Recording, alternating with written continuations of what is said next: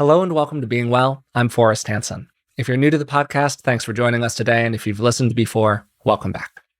We talk about a lot on this podcast: how we want to think and act with others, how we can support ourselves through a difficult life, and how we can build some psychological skills that will then help us do that. How we choose to go about doing that is based, at least in part, on our view of human nature. And stick with me here. To start this episode with a little oversimplification, there are two main lenses that we can view human nature through. The first is that our underlying nature is mostly bad, and we need to learn how to regulate ourselves effectively. The second view is that our underlying nature is mostly good, and our job is to clear away the cobwebs and clear away the inhibitions to that kind of natural goodness.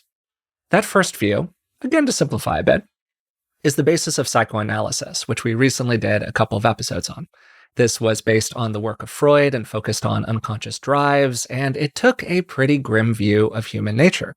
Psychoanalysis arose around the turn of the century. This was 1900-ish, and it was based in part on the philosophy of the time. Then, in the middle of the 20th century, a new force emerged in psychology that's based more on that second view, that we're mostly good and have enormous potential for personal growth and self-actualization.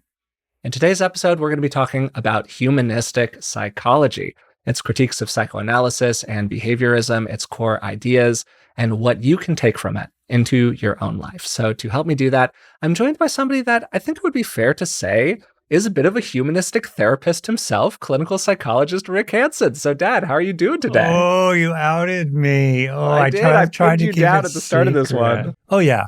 I think Maslow, Rogers, and I am right. So maybe that's a good place to start, Dad. What would you say is humanistic psychology? There's this wonderful notion that I think wonderful. Gosh, what was his name? He was a literary critic at Yale, Howard Bloom. There we go, a great Shakespeare scholar who had this fabulous phrase, the anxiety of influence. So think about it applied to adolescents who are grappling with the influence of their parents, and they're trying to find their own identity and find their own way. So they're working with it. You're dealing with the influence of a powerful force. And in Bloom's literary theory, everyone since Shakespeare, writing in the English language, certainly in fiction, was dealing with the influence of Shakespeare himself. So in many ways, we have also, if I may bust out another little high-end octane, notion, the Hegelian view of thesis, antithesis, and synthesis. So we have, if you will, the thesis in terms of dialectical thought of, let's say, psychoanalysis and then behaviorism, which was very mechanistic. Humanistic psychology is the antithesis. The pendulum was now swinging historically, certainly in America. I don't think it's an accident that around that time, Eastern thought was starting to creep into kind of the edges of American culture with the beat poets, Jack Kerouac, the influence in the 50s of some general interest in Zen that then kind of fed into Maslow, Jung, and others in terms of humanistic psychology. So contextualizing it in that way, I think, is really useful. Kind of blathered on a bit here. Well, you've given a lot of good context here. Maybe I can kind of take the ball and run with it towards some more of like the key principles of it. And I think that positioning it in the way that you have as a response is a really good way to position it. So today we're going to be mostly talking about Carl Rogers and to some extent Abraham Maslow in terms of the ideas of these people. And Maslow had a fantastic critique of Freud. And this is from his book, Toward a Psychology of Being, which is one of the big tentpole books in the humanistic canon. Human nature is not nearly as bad as it has been thought to be. It is as if Freud supplied us with the sick half of psychology, and we must now fill it out with the healthy half. And I think that that's a pretty good summary of humanistic psychology as a whole. Yeah. So the big thinkers of humanism had this set of critiques of psychoanalysis and behaviorism. The first one was that in both of those approaches, the clinician is the one who knows. The clinician is the expert, and they are interpreting the patient's material. The job of the patient is in large part to do what the clinician tells them to do. Now, related to this, in both psychoanalysis and behaviorism, the client's subjective experience wasn't really trusted. It wasn't leaned into in a kind of positive way. So in psychoanalysis, inner experiencing was listened to, but there were parts of the psyche that were trying to trick us, right? This could just be like immaterial that we need to regulate. And, either way, you should probably just do what the doctor tells you to do. Behaviorism largely dismissed inner experience. Sure, it feels bad, but this is the protocol, and you're supposed to follow the protocol. Now, these are stereotypes. They are massive overgeneralizations. And somebody who practices forms of behavioral therapy in an effective and kind and thoughtful way is, in fact, going to listen to the patient's inner experience. The field has changed a lot over time, but you need to kind of make these differences stark to make them obvious in a format like a podcast. Third big distinction, objectification of the client. The client was a case. They were not so much a person. They were a collection of symptoms to be fixed. And this was particularly true in terms of it as a kind of response to behaviorism. Again, great quote. This is from Rogers on Becoming a Person, another one of those books that's kind of in the humanistic canon. I know that I speak to only a fraction of psychologists, and he's talking about all of his writing to this point in the book about humanistic psychology. The majority, their interests suggested by such terms as stimulus response, learning theory, operant conditioning, are so committed to seeing the individual solely as an object that what I have to say often baffles if it does not annoy them. And again, I think that this is a great distinction between humanistic psychology and other approaches to therapy. So is there anything that I've said so far, Dad, that you would like to kind of pull apart, comment on, or just add a little perspective to? Definitely not pull apart. In effect, what we're doing here is we are widening the scope of what we recognize as a person. And Freud's contribution was to foreground during a very prim and Victorian era in terms of his own cultural as an upper middle class secular Jew in Vienna around the turn of the 1900s, to really foreground what was being left out with all that propriety. Yeah. And frankly, started to shove its way forward in some of the exotic sexual material and pornography of the time. This really nasty, dark, almost creepy, or certainly primal. That immaterial aspect of humanity. Okay, we need to include that. Mm-hmm. And then along comes behaviorism and says, not so fast, Freudo, not Frodo, Freudo. We need to include the way that people are very influenced by external forces, by rewards and penalties that shape the course of their lives. And that both moves us into a lot of compassion for people and also moves us into opportunities for helping them. Okay. Then along comes the humanist, who say, not so fast, B.F. Skinner. We're not merely a bunch of pigeons pecking to get more rewards. There are broad and vast qualities within us with regard to which we have agency and with regard to which there is a deep sense of meaning. So I think of each one of these major movements as inclusive, as adding yet, more layers and more, pieces to the human story. So for me, that's a very helpful way to understand it. It's a great way to put it, Dad. And I think it also gets to something I've heard you say over and over again when we talk about therapy, particularly good therapy. There's a bit of it. So Rogers was a clinician. He was an academic. He was a university professor. But he was, first and foremost, his approach was like very clinical in its orientation. He was about the practical how of therapy. And I think that when you talk to clinicians, good clinicians, over and over again, they say the same thing. They say, well, sure, I've got this kind of perspective, this technical perspective that I orient toward maybe. But practically when I'm in the room with somebody, I'm doing a little bit of everything. Yeah. I'm doing a little bit of humanistic this and a little bit of behavioral that. And I've got this kind of psychodynamic model over there that's operating in the background. And that would be a pretty good clinician because they're not leaving all of these different things out, right? They're trying to play with all of the tools. I have this notion that if we simply lived as our ancestors did in small bands, though with, hopefully, modern technology and refrigerators and ESPN and ibuprofen and space travel, but if we could somehow live together in this way. Just take the good stuff, Yeah, in small groups. So sort of our nature is ESPN's gone downhill a little bit recently, Dad, I gotta say. Has a lot it? of ads these days. I'm sad to say. Yeah, no, it's all right. I get my sports clips mainly through YouTube. Skip the commercials. That's what I'm saying. Anyways, go ahead. Sorry, I couldn't help myself. Go 49ers. That said, I don't think we'd need so many therapists because Mm. in our natural environments, we would be having a lot of therapeutic interactions with others who did not have the formal role of being a therapist. So I imagine sitting around the fire, although I'm not so sure you'd want to do that on a space station, but we'll just kind of move ahead here. Sitting around the fire together and sharing with each other, what would we really want? What would be most healing is to feel deeply met, deeply understood, and deeply cared about. Well, to what extent can we actually recreate those factors in a therapeutic frame? And I do think that certain therapies as procedures lend themselves more than some others do to that kind of connecting at the heart. You basically described humanism as an approach, and I think you did a great job of summarizing it there. Like, what would it be like to feel deeply seen, deeply felt in that kind of a way, and what would be the benefit of that to a person? So maybe to expand on that a little bit, there are these different principles that kind of run in the background between different approaches to therapy, right? So for psychoanalysis, we talked about the model of the mind that Freud had and superego, ego, id, and this kind of approach to thinking about human nature. Here are some of those for humanism. First, people are inherently good. Every single person has the possibility for growth and healing and good action in the world.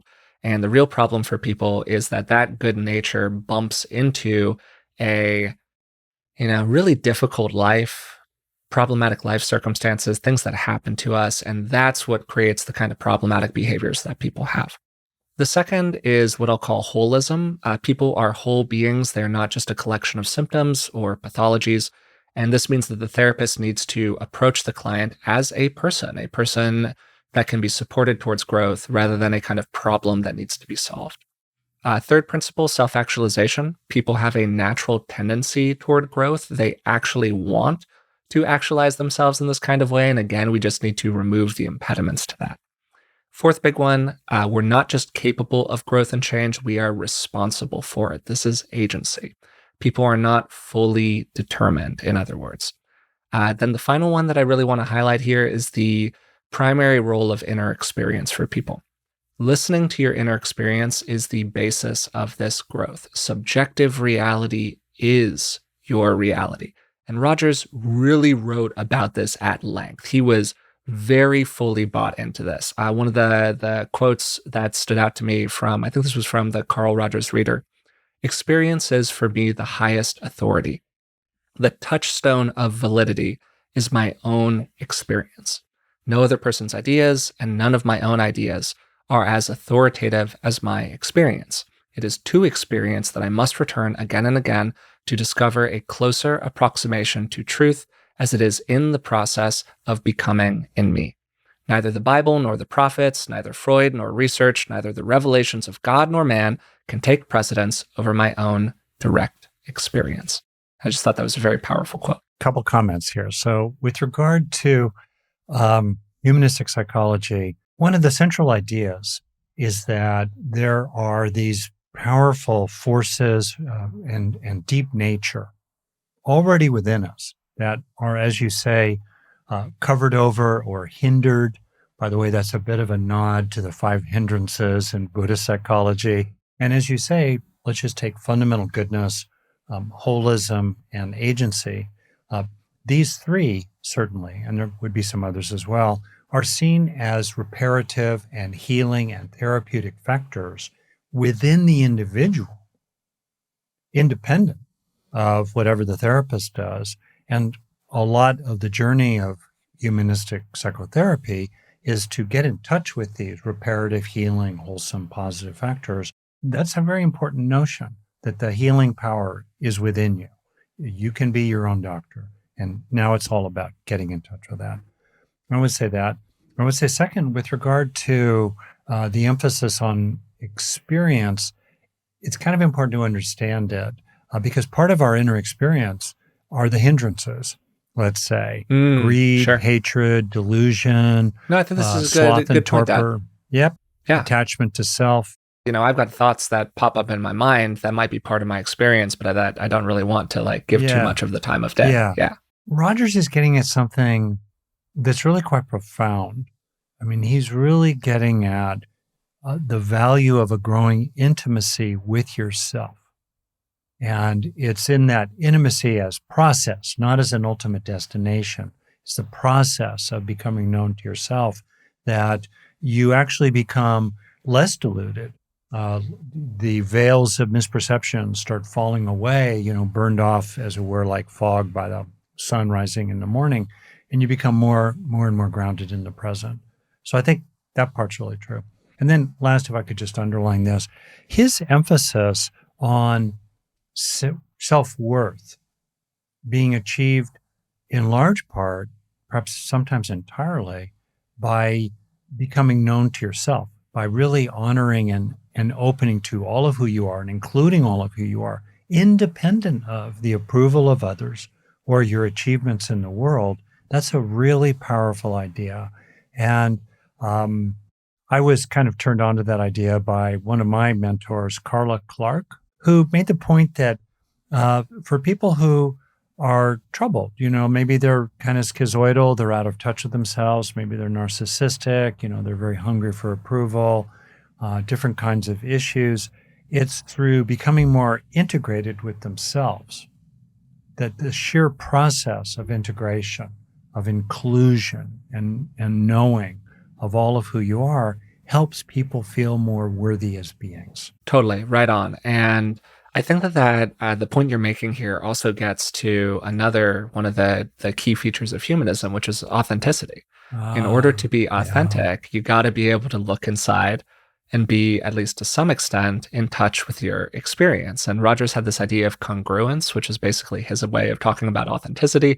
And this was basically, again, to kind of simplify a little bit, the belief that psychological health comes from alignment between our self-concept, like how we think we are on the inside and the thoughts that we have about ourselves, and then our lived experience. And again, you got that word experience, right? How we act on the outside. And this then extends to the way he thought that clinicians should approach therapy. So he really emphasized to clinicians that they weren't just embodying a role. They weren't like wearing the mask of being the therapist. They were still themselves in the room with the client. So he thought that therapy tended to go better for people when they were able to show up in a kind of genuine way with the people that they were working with. So the clinician's authenticity kind of supports the authentic exploration of the client in this way. And that was a major place where process happened. I don't know if there's anything in that you kind of relate to from your own experience here, Dad, working with people. Well, I confess that as a therapist, if I'm caught up in my procedures,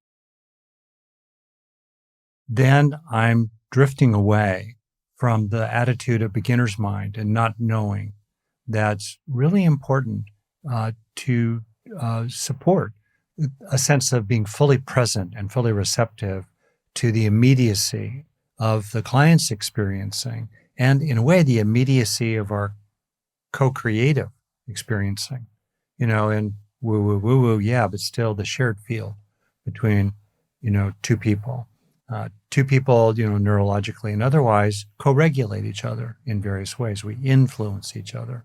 And so to the extent that a therapist or just a person in ordinary life can be really in rapport with another person, they tend to move away increasingly from their various procedures. So I will say that therapies that tend to be more procedural, I think, have to work hard. If you're a therapist doing cognitive behavioral therapy in its various forms, you really need to be on the ball about remaining in a don't know mind and in a quality of receptive presence with the client. If you're a psychoanalyst and you're kind of searching for the right interpretation that will somehow unlock the client's neurosis and so on, again, it's a little harder to be fully present.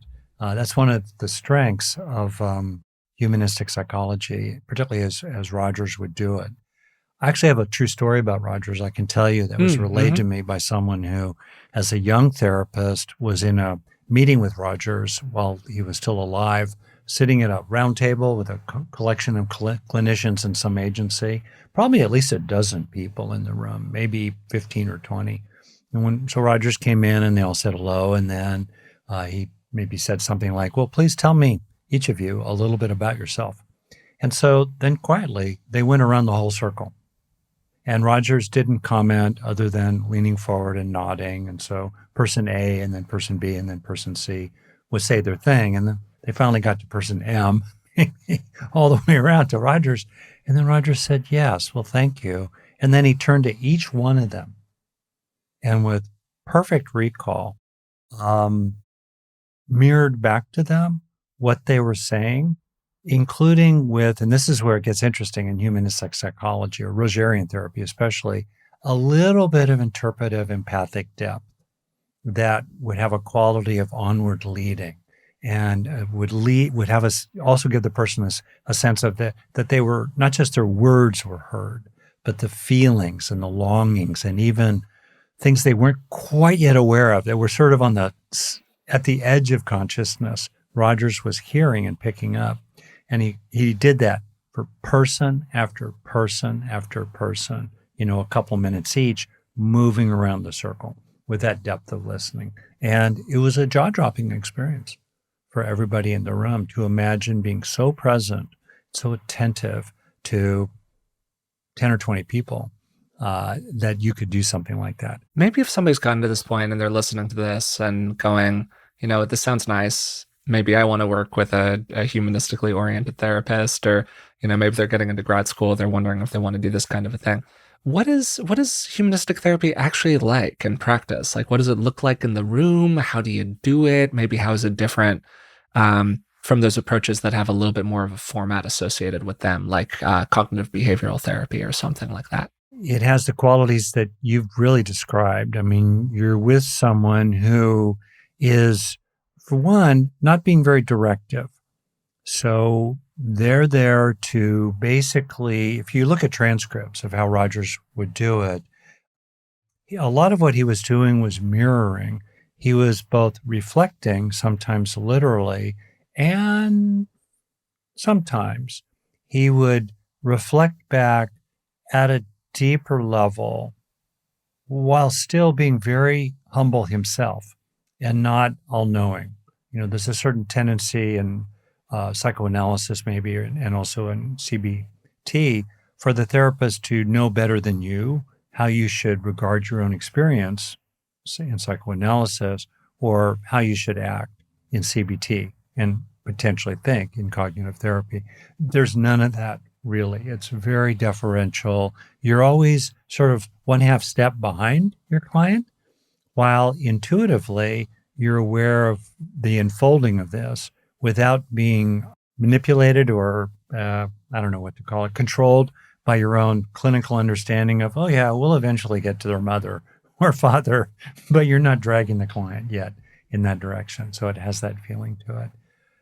The pitfall is that many therapists, I think they're doing client-centered therapy, and they are indeed providing a kind of unconditional positive regard and an empathic and safe context, but it's not getting anywhere because the client is just looping. And this is where I think Rogers underestimated probably his own particular genius, his own particular talent, which is that he was able to listen into who the client was becoming, the person they were becoming. And by simply holding that sense of the person they were truly becoming, shedding, including their afflictions and hindrances and obscurations, he could help lead them onward. He had that capacity. And I think, unfortunately, a lot of therapists, they're just kind of hanging out with the client, and the client's tendency to loop around very familiar tracks, doesn't create any real progress. So to me, the art, in my view, and I'm late in my career and I'll probably never do this, but I have thought about creating a therapy. I think of it as resourcing therapy that's really grounded in humanistic psychology with a clear awareness of what it would be helpful to develop in the mind of the client, specifically grounded in positive neuroplasticity. And I wish maybe more therapists would have that orientation toward, Sure. what are we actually trying to accomplish here? Hello? Yeah. Yeah, what are we doing? And that's one of the really common critiques that people have of humanistic approaches in general. Like, is this just pat on the back therapy?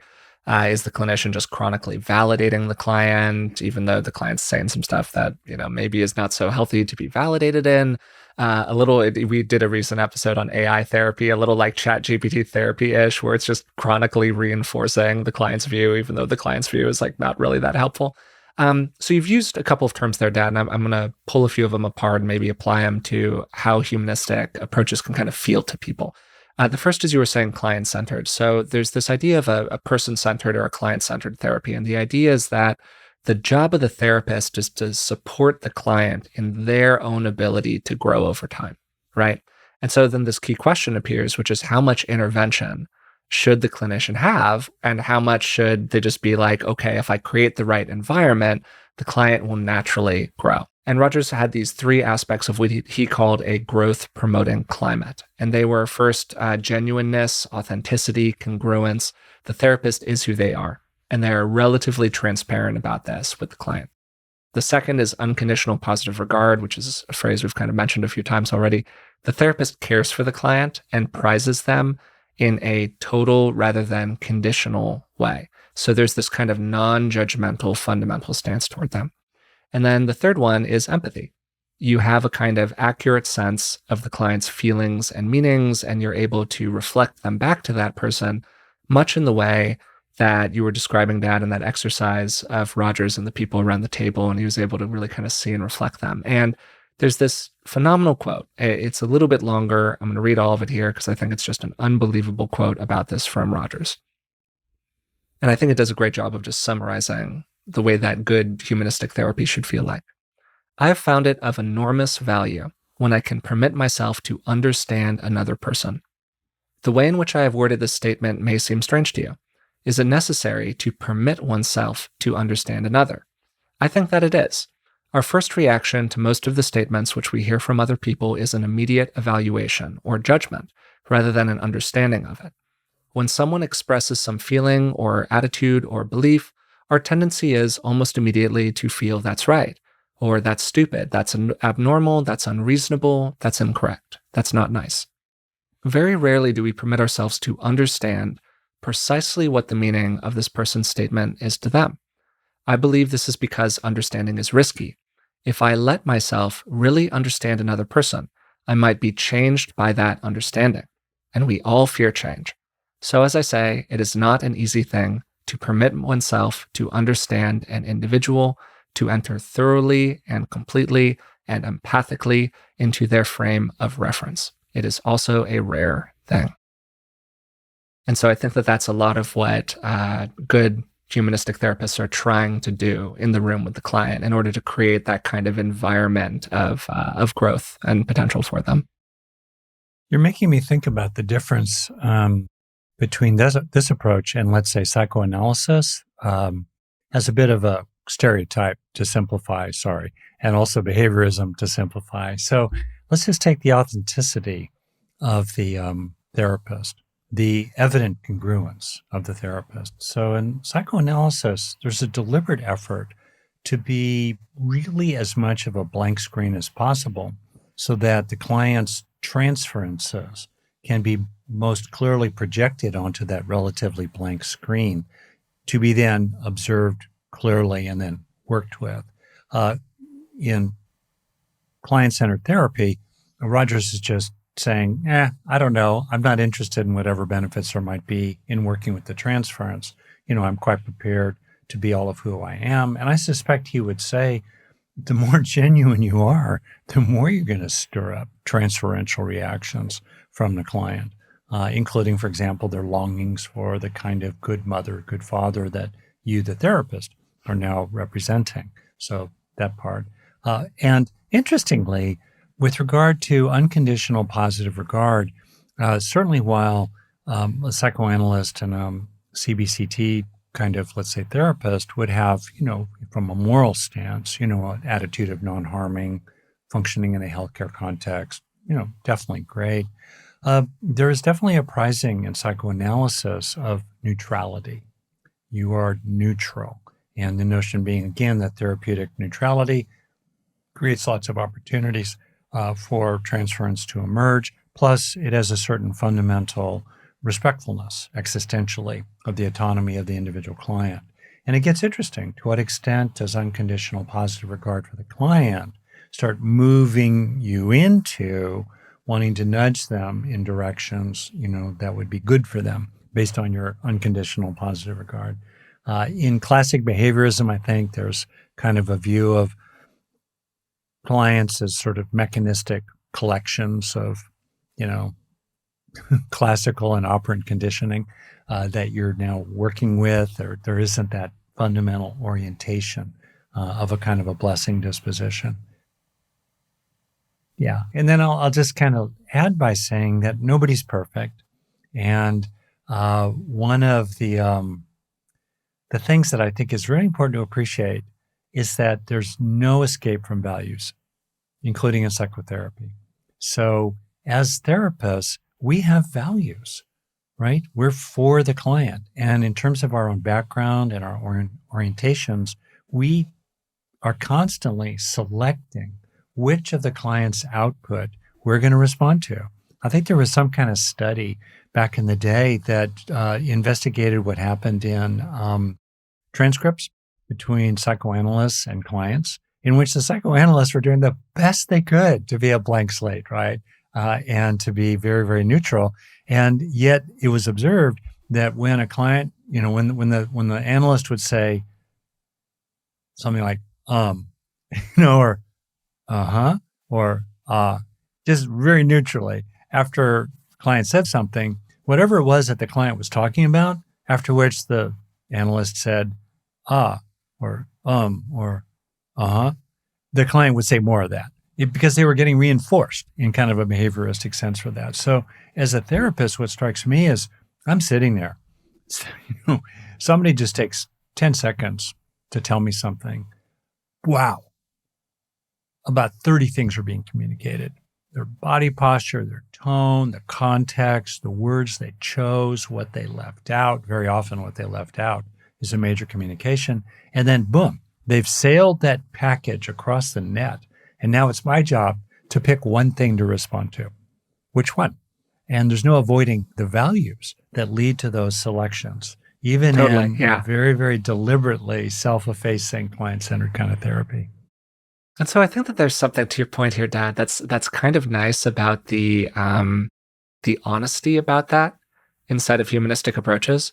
Like, you are going to show up in the room as a person. You can't not show up in the room as a person. That's You're right. always going to bring something to the table as the clinician. Might as well be honest about it.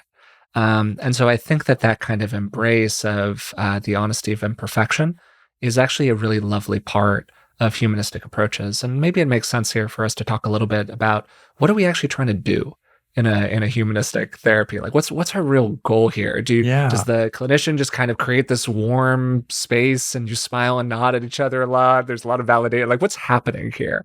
And one of the big targets, at least for Rogers, was this idea of congruence, this idea of authenticity, and how do we help a person kind of reveal their inner goodness in more and more meaningful ways. And this gets to another one of his big ideas, which is conditions of worth. And so the basic principle here is that we all pop into the world with a lot of internal authenticity, a lot of internal connection to like who we really are as a person. But then we got to do stuff to earn prizing, love, support from the world and from others around us. And we learn from that. We learn the things we have to do in order to be loved. Those are our conditions of worth. And so we internalize that as part of who we are, as part of our self-concept. And we start carving off the pieces of us that are not consistent with those conditions of worth. And it's really very touching if you kind of think about it in that way, right? Like the pieces of us that we sort of leave behind in this very meaningful way, and the work that we have to do as a person in order to be loved or receive validation from other people. And then, one of the major targets of humanistic approaches is to help a person reconnect with that in some kind of a really meaningful way for them. So that's certainly one of the big ones. He also outlined this kind of process that most people go through around how we become more congruent, what helps the client integrate this understanding of the experiences that they've disowned and develop that stronger sense of self-worth over time. But that's definitely one of the big things that you're trying to do in the room. What really runs through as a major theme again and again and again is that the healing forces you need and the foundation of the life worth living are already within you. Yeah, that's it. And that's Totally. so beautiful. It's about homecoming, in a way, coming home. And I think of meditation a lot as coming home to the present, coming home to the body, coming home to what it's like to be you now, and coming home to the goodness in your own depths, the innate goodness in your own depths, and in the spaces between, various reactions arising in the mind. And Rogers really foregrounded this, as well as his contemporaries broadly in humanistic psychology. It's already within you. So, for example, authenticity is healing, especially authentic self-expression. I mean, for myself, when I was younger, I was authentic to myself. I knew how I felt, but it was as if there was a valve in my throat, that I had internalized in the ways I grew up as a child, that absolutely blocked the expression of what it was like to be me. So that is actually something I'd really like to emphasize. And so much of what Rogers was doing with people was giving them opportunities to express what was authentically the case for them in its very inclusive ways. Greater awareness of incongruence, gradual acceptance of disowned experience, and revising the sense of self based on the integration of what had been disowned and what had been, not so authentic. That itself, particularly in a safe enough relationship with another person, in many situations, it's not safe to express yourself authentically, or you need to be very selective. What you say is real for you, and you're also leaving out a lot that's also real. Sometimes you have to do that. Still, I would argue that for myself, probably the number two most, I definitely say the top three major forces in my own healing and growth has been learning how to express myself authentically and to risk the dreaded experience of doing so in well-chosen ways with the internalization of the good fruits that would usually come from that. It's something for people to really look at. What are your undelivered communications for the important people in your life? What are you leaving out? What do you swerve away from saying? What's the gradual weight of what's unsaid in an intimate relationship or in a family? Really love that, Dad. And I also think that you could probably, if you wanted to simplify all of this down, view a course of humanistic therapy as a course in becoming more authentic, or a course in learning about yourself a little bit better. I'm wondering if there are any nuances that you want to kind of layer on top of this here, because again, I just, when I think about this, I return back to that kind of natural question of the premise of all of this is that the stuff in there is all good and we just need to clear the decks and release the good nature. But I've got these thoughts that aren't always great all the time. What about that stuff? Okay. And then layered on top of that, do we really want to be 100% authentic 100% of the time with 100% of people? What are some of the natural kind of thoughts that you just might have about that? Yeah, thanks for that. 2 quick points. First, regarding authentic self-expression, there are certain situations where it's not appropriate to lay your guts out on the table. Sure. The board meeting, the parents of, the person you're hoping to marry, whatever. As a father, I would say that, I'll self-disclose here a little. It's been very important to me in our work together, whether writing a book or other things, to always keep my dad hat on. Mm-hmm. I've kind of learned that. You never therapized us around the dinner table also. Oh, thank you for saying that. Yeah, never take your dad hat off. And I think that's also a rule of thumb for therapists who get into trouble morally. Never take your therapist hat off. If I run into a client of mine or a former client in the supermarket, I just never take my therapist hat off. It's so really important. I've kind of learned that also with your mom, and I've learned from my lapses, never take your husband hat off. either. So that's something to take into account in terms of so-called authentic self-expression. The last point here quickly is to realize that if I could be so bold, there's a lot of power in being your own humanistic therapist. Just imagine a dialogue. And you could even write this out. You might want to draw pictures. I've known people who would do this. They would go back and forth with two voices, if you will. This is not quite IFS and parts work, but just imagine the part of you that is upset about something or stuck in a pattern about something or continuing to ruminate about something. And then imagine that you have kind of an idealized, whatever it might be, the fairy godmother, Carl Rogers, the angel of Carl Rogers, someone being with you with unconditional positive regard, who's also helping you to uncover what has been covered over, to include what has been disowned, to rest in the knowing of your own goodness, and then applying that to whatever that painful or traumatized or neurotic material is, and just do that for yourself. Imagine that toggling back and forth. There's kind of a hovering awareness of these two voices, if you will, in your own imagination or even writing it out in the ways that I've described. That can be really quite powerful for somebody, and it's okay to try it, right? As long as it's productive for you. Hey there, thanks for watching, and sorry for the brief interruption. But it turns out that over 60% of the people watching this right now are not subscribed to the channel. So if you could just take a moment to hit the subscribe button, it would really help me out. I'd appreciate it a lot. All right, back to the show. So I think at this point, it makes sense for us to kind of zoom out a little bit and talk a bit more about the context of all of this. We did a lot of this in the episode on psychoanalysis. I was very interested in the early history of psychoanalysis because it really was kind of the birth of the field of Western psychology. And I also knew almost nothing about it. So it was really helpful for just me as a person to learn a lot about it and be able to do a little bit of research into it. So I'm not going to be quite that deep with this treatment of humanistic therapy. But nonetheless, I think that it's really important for us to keep in mind that all of this stuff is contextual. Ideas emerge in a kind of context. The ideas of psychoanalysis emerged during a particular moment in time, and they were very influenced by the big ideas that were floating around in the space at that moment in time, 1900s-ish, right? Humanistic therapy emerged during a very different moment in time. Carl Rogers lived from 1902 to 1987. He published Client-Centered Therapy in 1951, and then he published On Becoming a Person in 1961.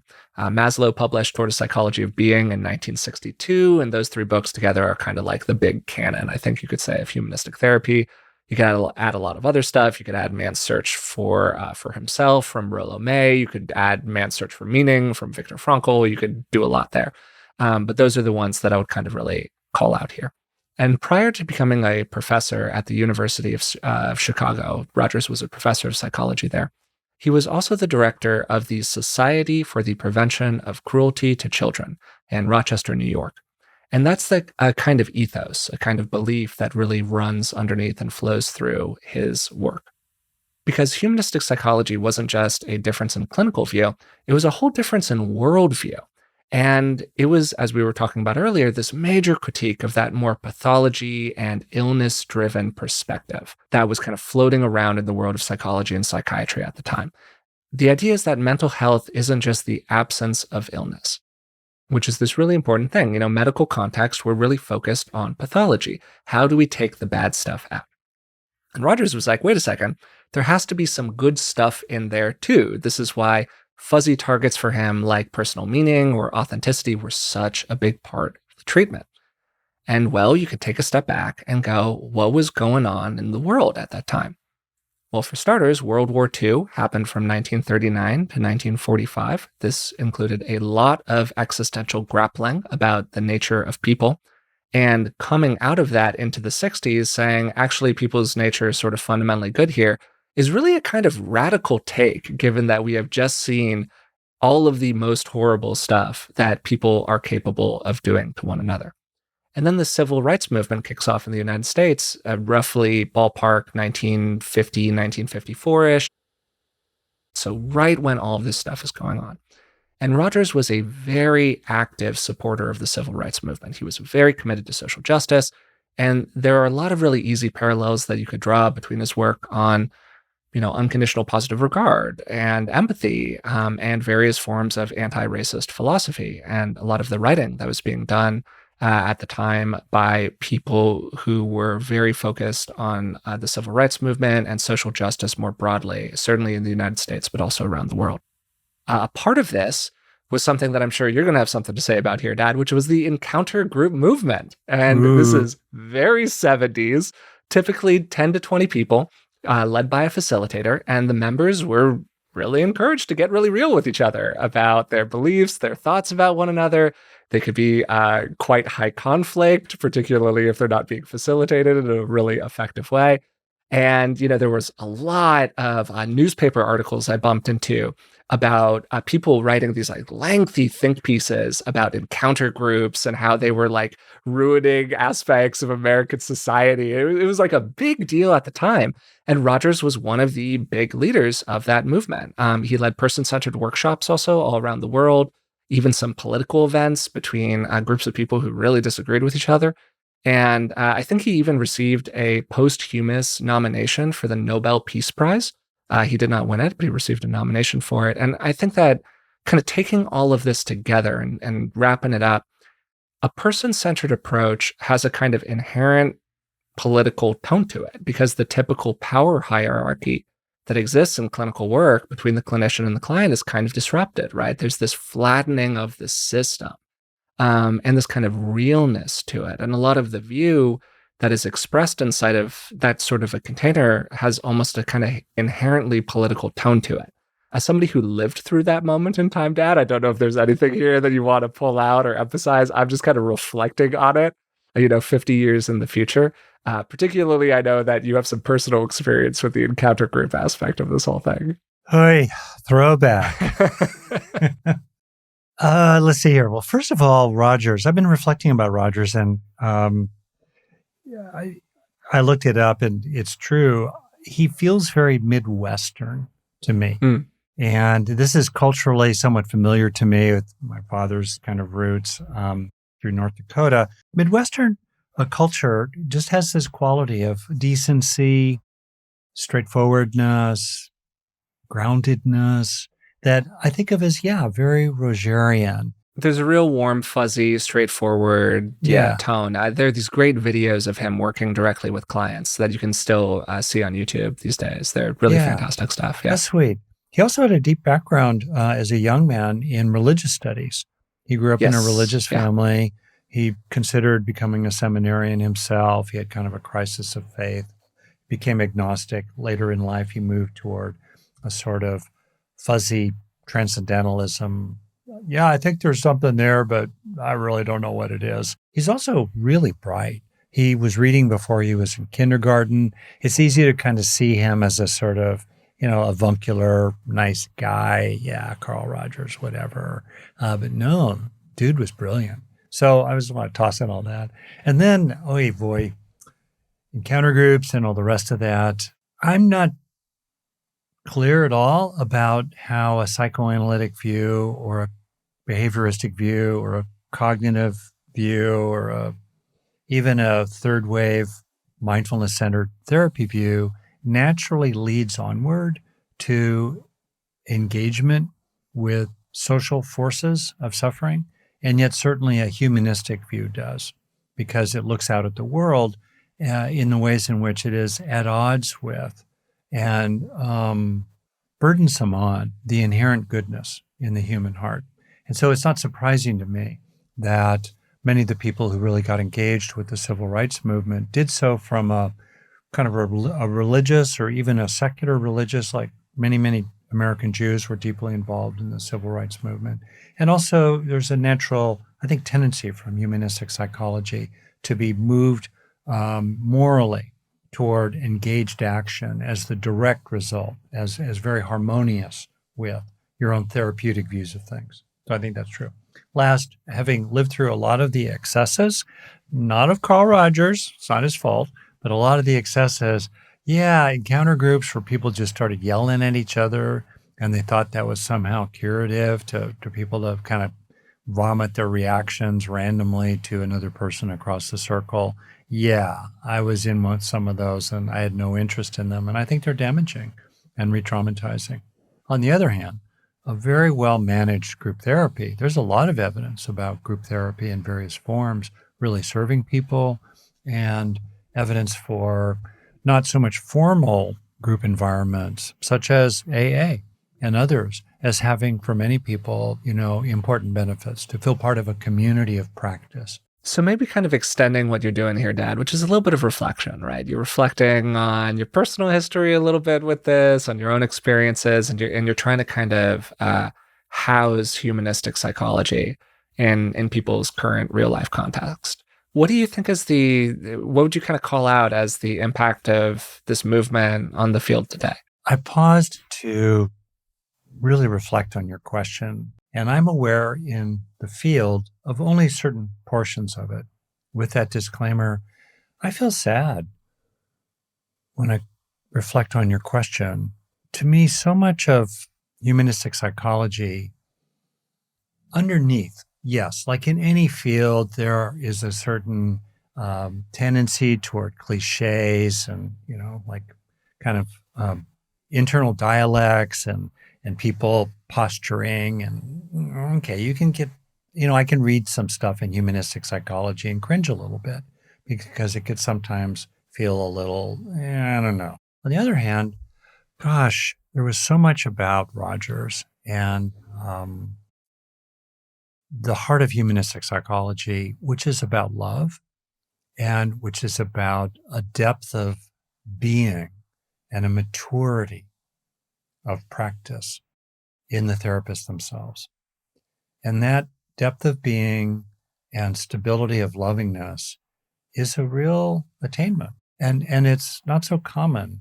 And then I think even in a noble profession, clinical practice, including its close cousins in coaching, it's really easy for people to default to their procedures and their techniques and their models and their systems, and to kind of take refuge in those and hide behind them even, and not themselves necessarily have that depth of being and a stability of lovingness that Rogers just embodied, hardly without even thinking about it. So sadly, maybe to some extent, he took it a little bit for granted and underestimated how rare it can actually be.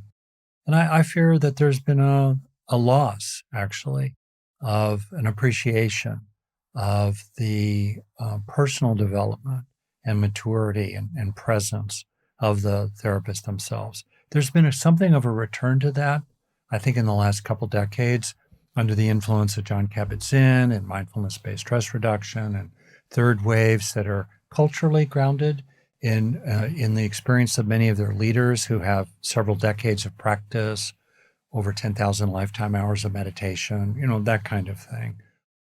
Maybe there is a little bit more of a return to realizing that there are two, I think, primary forces for change in the room: the motivation of the client and the level of being of the therapist themselves. And it interests me that in all three graduate schools I went through, there was no attention whatsoever to the cultivation of either of these: the motivation of the client and the level of being of the therapist themselves. And I think there's a lot to be reclaimed in humanistic psychology and in the model and the demonstration and the presence of Carl Rogers himself that is very worthy in the broad space of clinical practice to reclaim. Well, that's a really interesting take on this whole thing, Dad. For starters, I wasn't really anticipating that you would go that way. I think that it's a pendulum swing thing, much as you were talking about at the very beginning of the episode, right? There's this kind of pendulum swing back and forth from one sort of modality or methodology to another, but it's a little bit harder to study like level of being, the level of being of the therapist. Whose level of being? What do we mean by level of being? Who decides this? How do we grow it? there's a fuzziness to it that it becomes a little bit more difficult for us to wrap our hands around. I do think that humanism in general, as a clinical stance, has arguably become the dominant force in Western therapy. I think if you talk to most people, particularly most people who have like an MFT or a, LPCC, something like that, they kind of practice from a humanistic vibe with their clients, and then they take the frameworks from mindfulness-based cognitive therapy or ACT or behaviorism or whatever, and they sort of structure therapy that way, but the vibes are all humanism. And I think that really, more than anything, is probably what has been the major influence of humanism on therapy that's practiced these days.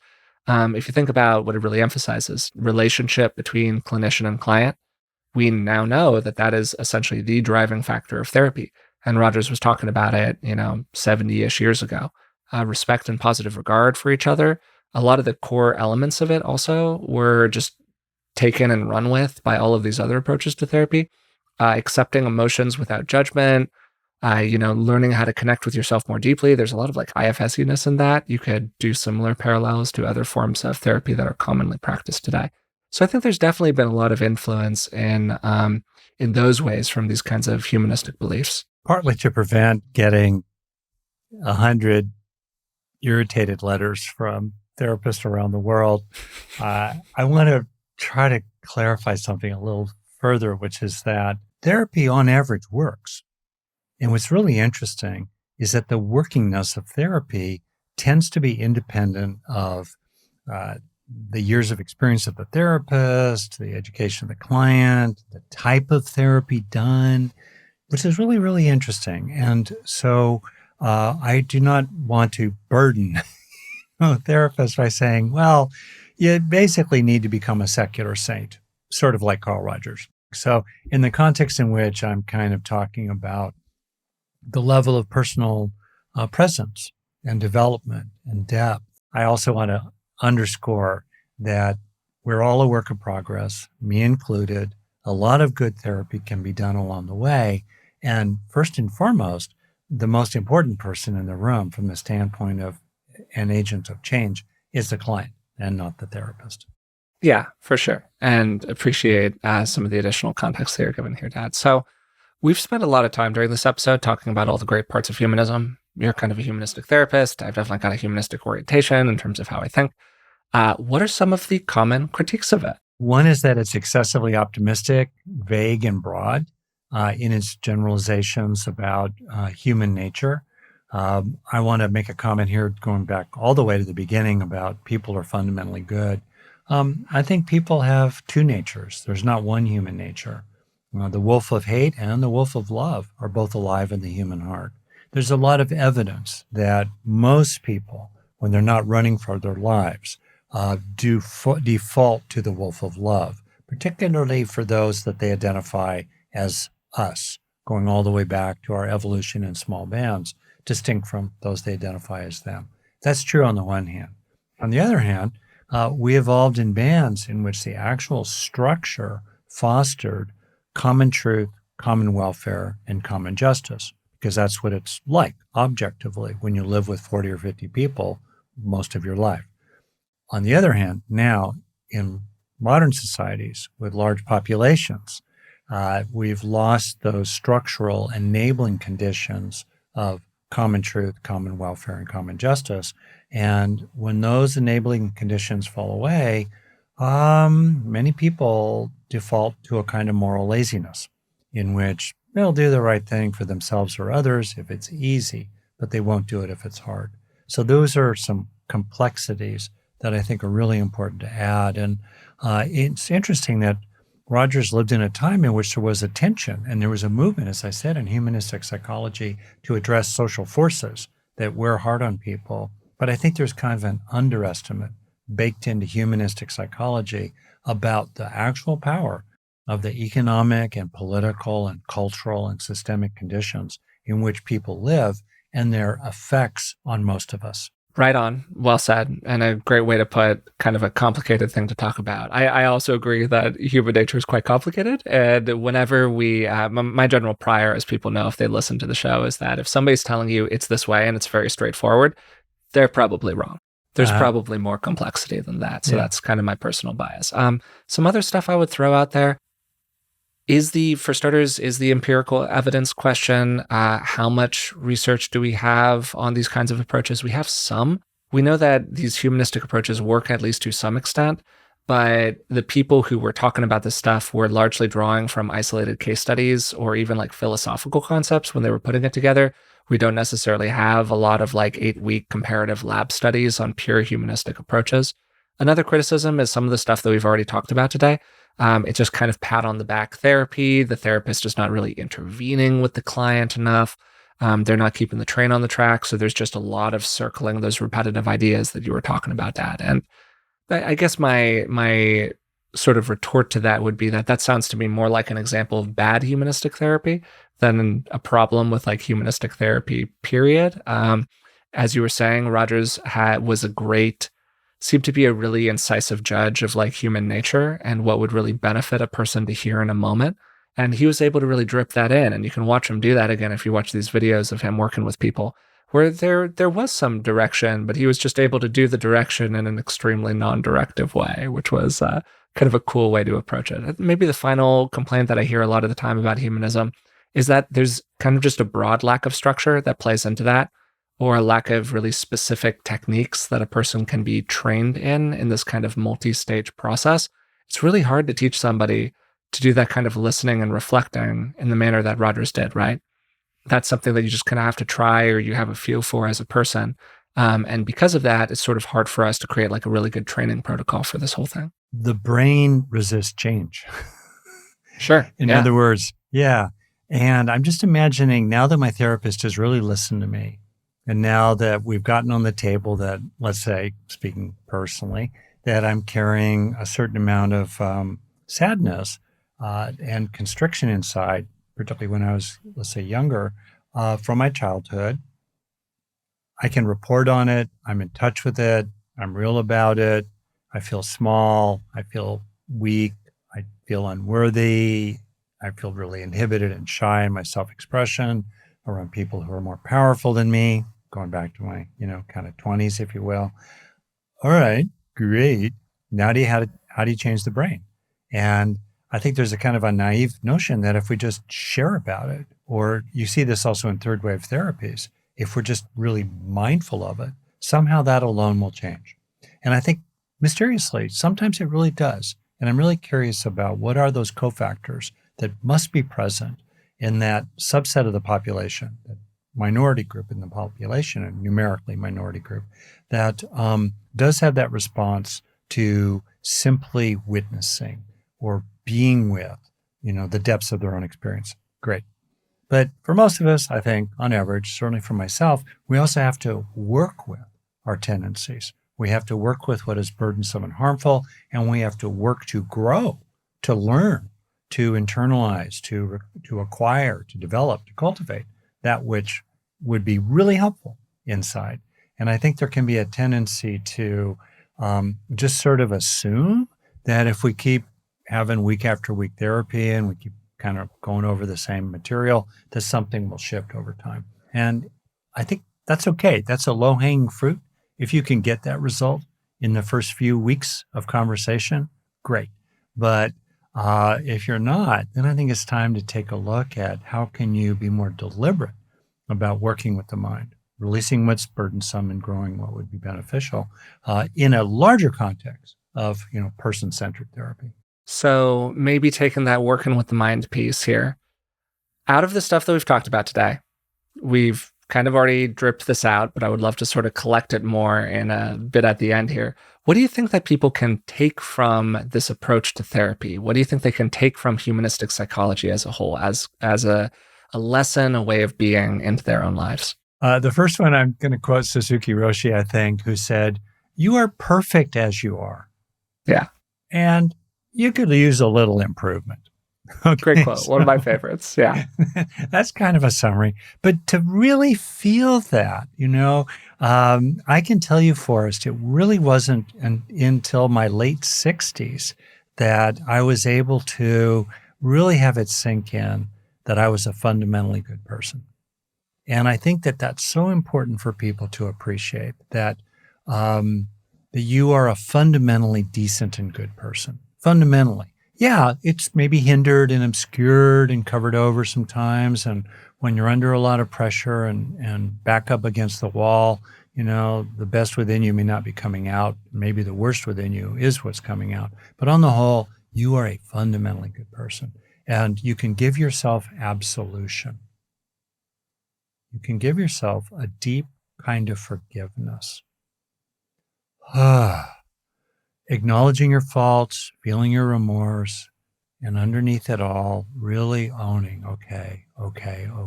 Underneath it all, I'm a fundamentally good person. And when people really do that, what's interesting is they do not become morally lazy. They actually become even more committed to living from their own inherent goodness and to be in the presence of someone who really knows, not just says it, but they know that you are a fundamentally good person. To be in the presence of that kind of a therapist or friend or spouse or son or father is really, really inherently healing. And I think that's just a beautiful thing. And you can just imagine a lot of classic analysts or behavior analysts or psychoanalysts or behavior analysts or cognitive therapists or even some third wave therapists really squirming at just taking the stance of, knowing that their client is a fundamentally good person. Now, to say that to a client is technically complicated, technically in terms of the technique of doing therapy, because in a sense, it is an observation related to values. And if you, the therapist, are prepared to see them in their depths, that's a yellow flag, kind of spooky for people. And second, if you're going to be judgmental in some neutral sense, you are bringing values to bear when you see their goodness. That can then make a person somehow feel a little offended. Who are you to judge me? Who are you to tell me who I am? Blah, blah, blah, blah. So you have to be kind of careful about that.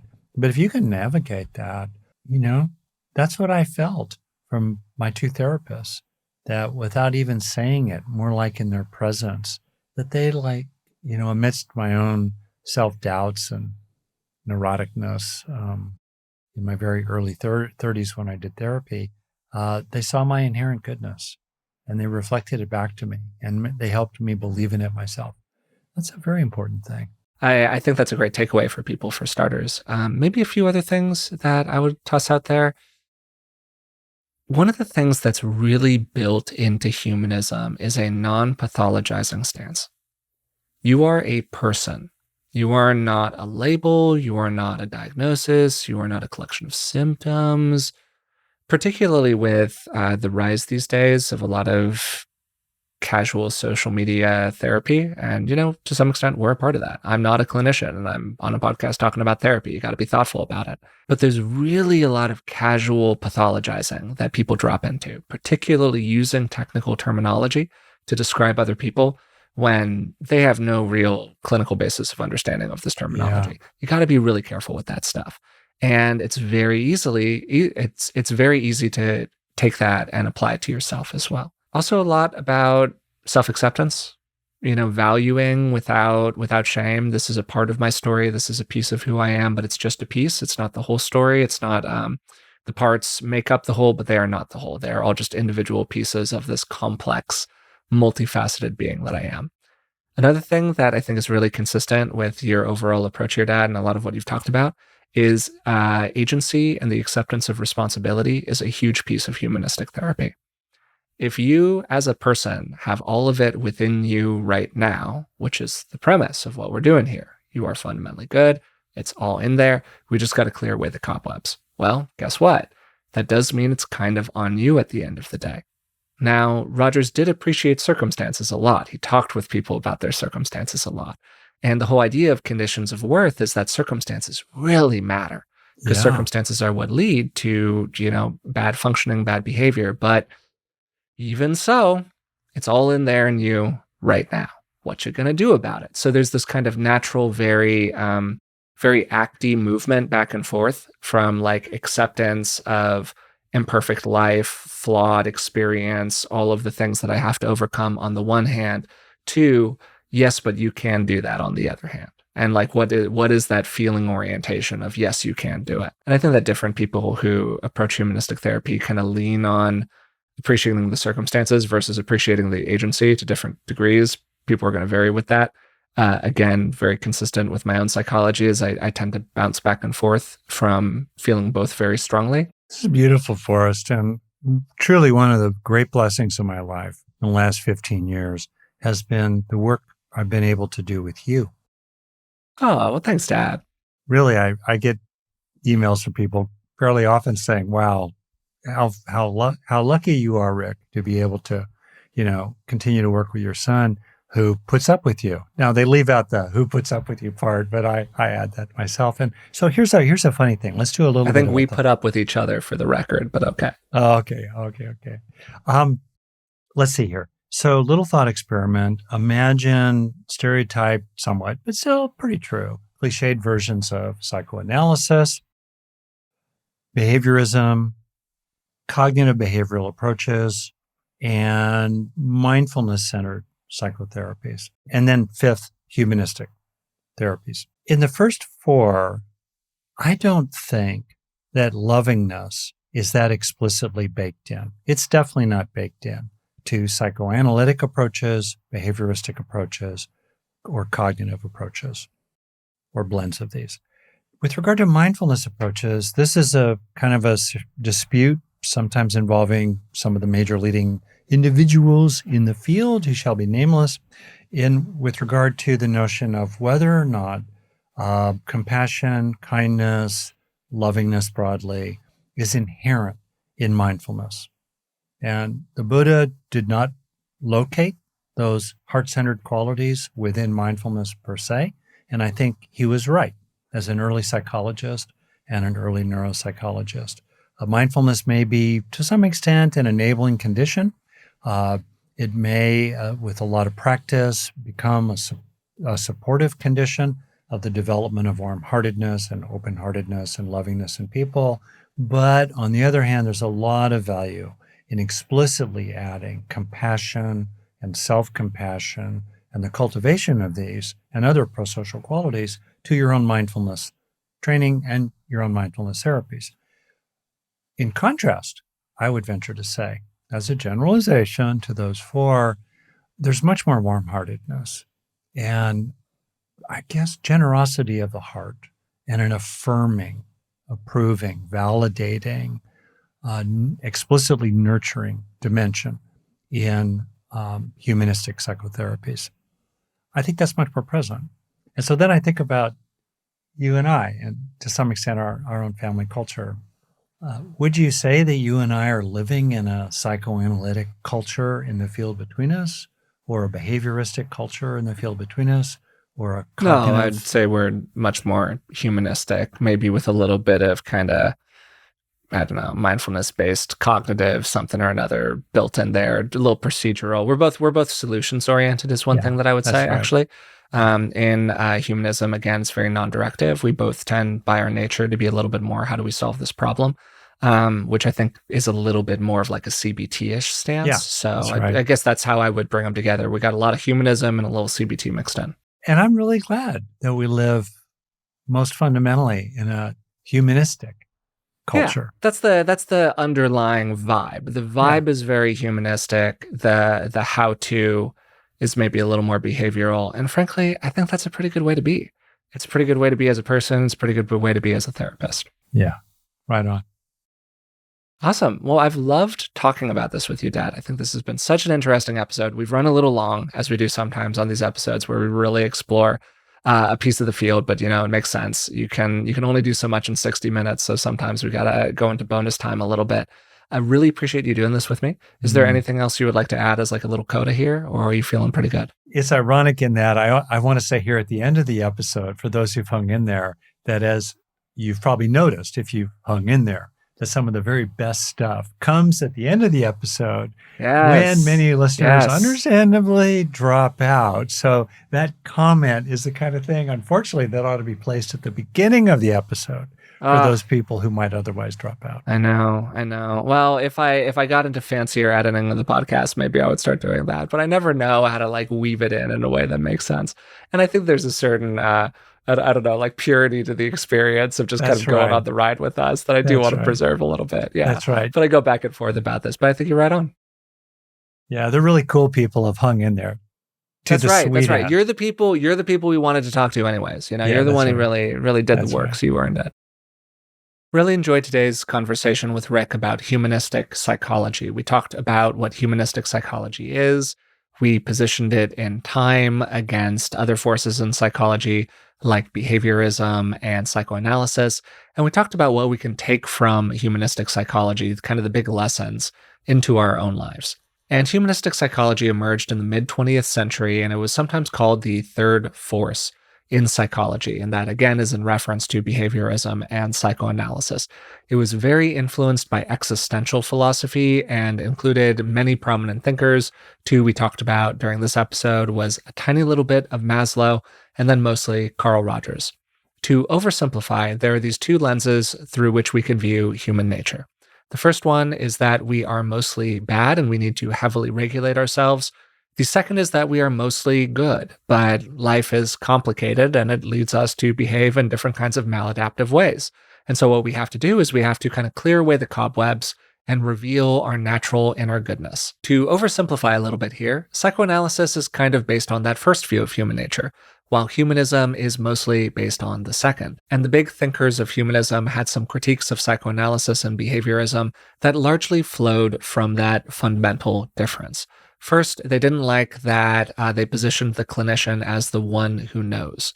Then second, both psychoanalysis and behaviorism kind of take this skeptical stance toward the client's own inner knowing, their own inner experience. Then third, both tend to objectify the client. The client is treated as a case rather than a complete person. And then both of them tend to focus on pathology. As Maslow put it, the sick half of human nature, whereas Rogers and Maslow and other people in humanism like them, Rollo May, other thinkers, were really looking for the healthy half of human psychology. Some of the key principles from humanistic psychology that we talked about today were, for starters, fundamental goodness. Everything I've said so far, people are inherently good. And inside of each person is the possibility for growth and healing and, all of that good stuff. Then second, holism. People are whole beings. They are not just a collection of symptoms. Third, we have a self-actualizing tendency. It's not just that we can get better, it's that deep down, everyone really wants to get better. Then fourth, agency. We're not just capable of growth and change, we're fundamentally responsible for it. And we talked about that a bit at the end of the episode. Then another really important one, your inner experience is primary.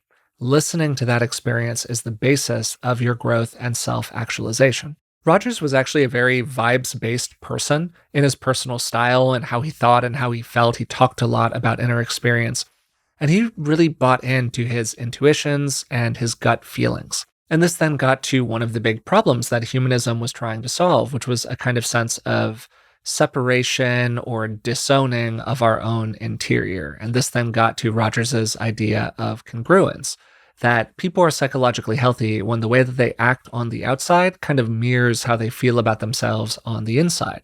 And as we learn to feel better and better about ourselves on the inside, we also act better and better on the outside. This then gets to another major idea from Rogers, which was conditions of worth. We're all born connected to that inner experiencing, but we lose connection with it in order to gain love and acceptance from other people.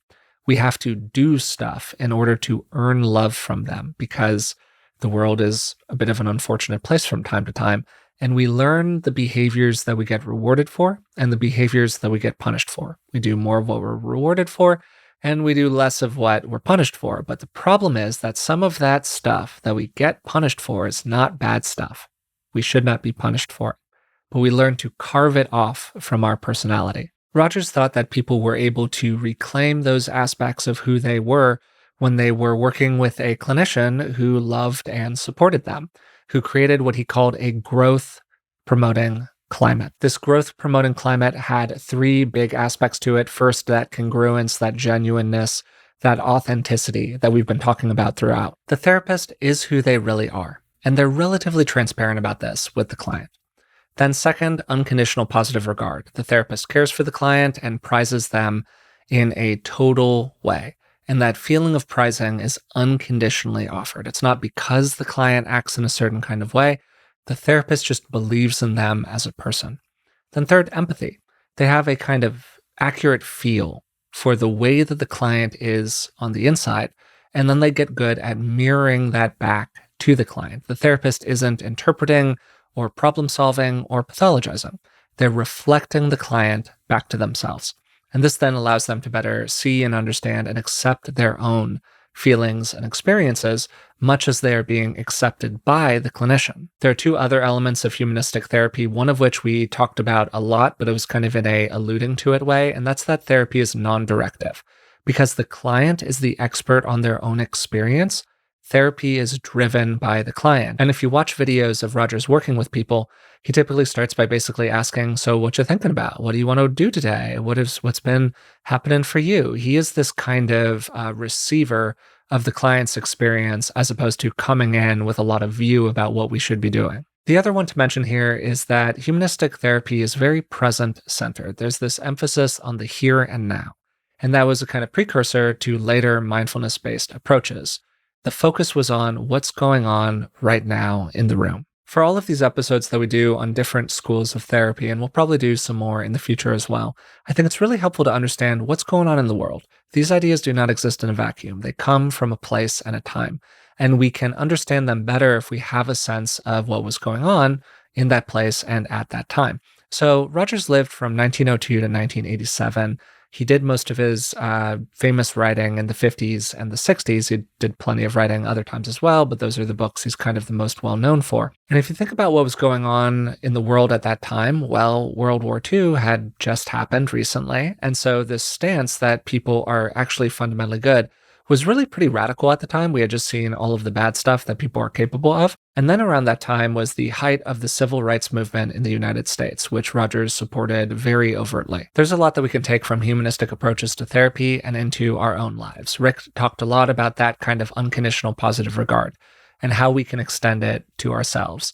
That notion that you really are a good person, that everything that you need is inside of you right now, and that it's about becoming more aware of it, learning how to tap into it, and learning how to use it in really positive ways in your life. That can be a very affirming stance for people to take towards themselves. There are also some critiques of humanistic approaches to therapy that came up during the conversation. We talked a lot about how it is very easy for these approaches to become kind of a wandering in the wilderness between the client and the clinician, because it's not really clear what we're working on at any given moment. It also makes some claims about human nature that are a bit simplistic. Humans probably aren't either all good or all bad. They're complicated. We're these funky blends of good and bad, and we all have both aspects inside of us. It can also be a bit pat on the back. Of course, clients like humanistic therapists. The therapist is being kind of constantly warm and fuzzy with them. There's this lack of challenging the client, and the therapist can easily fall into validating bad behavior. Now, personally, I think that that's probably an example of bad humanistic therapy as opposed to a statement about humanistic therapy in general, but at the very least, it's important for people to be aware of these things. I hope you enjoyed today's episode. I had a great time recording this with Rick. We talked about a lot during this conversation. I missed a bunch in the recap. It's one of those that I'll probably go back to again myself. If you've made it this far, you've hung in there with us, and you somehow haven't subscribed yet, I would really appreciate it if you took a moment to subscribe to the podcast. If you are listening to the Spotify feed or the Apple feed or whatever podcast feed you're listening to, you can subscribe there. You can also find us over on YouTube. We upload all of the episodes to YouTube. You can watch my channel. It's Forrest Hanson on YouTube. You can leave a comment down below. You can ask us a question about the episode. I read pretty much every comment that we get. You can also reach out to us through email. It's contact@beingwellpodcast.com. And if you want to support the podcast in other ways, you can find us on Patreon. Patreon.com/beingwellpodcast. Until next time, thanks for listening, and I'll talk to you soon.